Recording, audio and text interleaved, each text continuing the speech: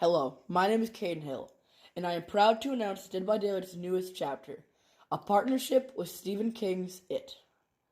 Our new killer will be called the Dancer. He will have a speed of 4.6 meters per second and a difficulty of hard. His tear radius will be the average 32 meters, and he will have a height of tall. His special ability is to induce fear. Each survivor has a separate fear meter, and a combination of all survivors' fear meters make up the total fear meter. Survivors can gain fear in several ways, including while they are staring in your tear radius but not in chase, if they witness your deadlights, while they are hit by your basic attack, or while they are hooked. Survivors can lose fear by standing still and slowly performing a medicate action, or taking a protection hit. When a single survivor's fear meter reaches 100%, they are exposed, or can be insta-downed, and are blinded by the deadlights. There will be a large pink blinding on their screen. It will be very difficult for them to get around. They must stand still and meditate for 20 seconds to return their fear to 50%. If the total fear meter reaches 100%, meaning all survivors have a 100% fear meter, you gain a 10% haste status effect, and all survivors have their auras revealed for 10 seconds. They become oblivious and they suffer from the aforementioned effects as well. For these effects to end, all survivors must stand still and meditate for 20 seconds. His second special ability is Deadlights. Hold the active ability button to project your deadlights. While doing this, you will be greatly slowed, but any survivor looking directly at them will be unable to move and their fear meter will rise. The Dancer also comes with a set of add-ons. The brown ones include Popped Balloon. Survivors do not gain fear when hit by basic attacks. Gain 100% bonus blood points for fear induction. Arcade Coin. Decreased reduction rate of fear caused by meditation by 5%. Betty's Sneaker. Increases movement speed while holding deadlights by 1%. Sealing Wax. Increases rate at which fear is induced through deadlights by 5%. Beaver Hat. Increases all fear induction rates by 5%. Skateboard. Survivors above 50% fear suffer from the blindness status effect. Placebo Pills. Survivors above 50% fear suffer from the hemorrhage status effect. Raincoat. Decreases the reduction rate of fear caused by meditation by 5%. Yearbook Page. Increases movement speed while holding deadlights by 10%. Slingshot. Survivors above 50% fear gain the exhausted status effect. Switchblade. Survivors above 50% fear gain the mangled status effect. Missing Poster. Increases the rate at which fear is gained while hooked by 15%. Inhaler. Increased rate at which all fear is gained by 10%. Large Rock. Increases movement speed while holding deadlights by 25%. Fortune Cookie. When the total fear meter is above 50%, gain the undetectable status effect.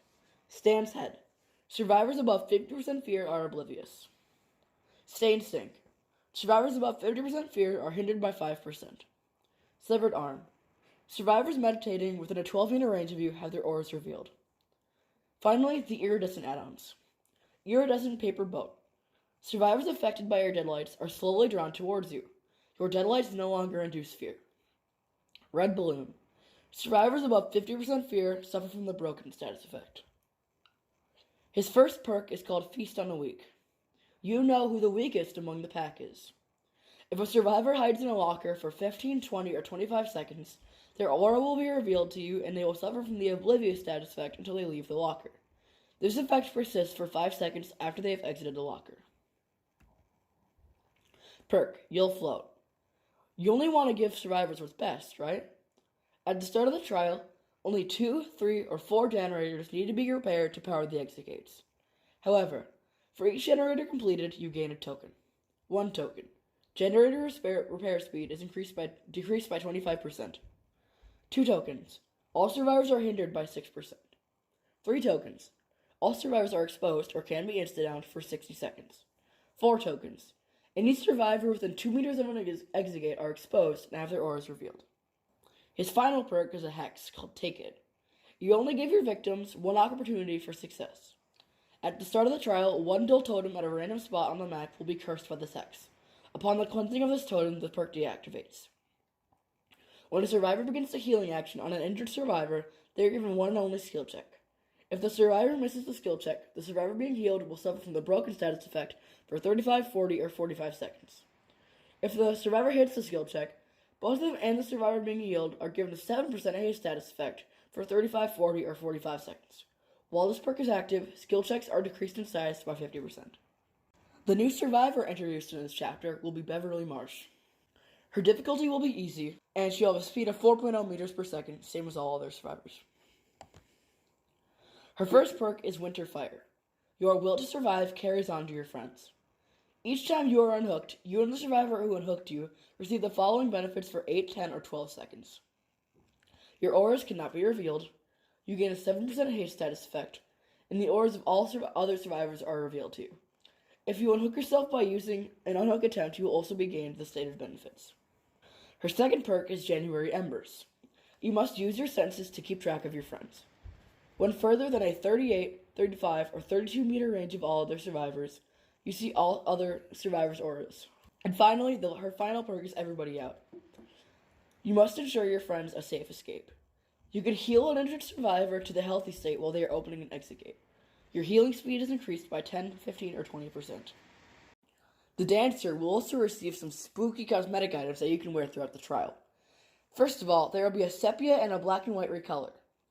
There will also be an iron rot through the head skin, a skin in which he is disguised with a wig, a funhouse skin with his tongue out, and 3 bloody skins that can be earned from prestige. There will also be a skin of him in his human form, and a meltdown version of him in his human form, in which he has the makeup and he can be seen tearing down his face in the film. And finally, for all of you that enjoy the original incantation of Pennywise, there will be a classic Pennywise skin for you. Beverly Marsh will also receive cosmetics as well.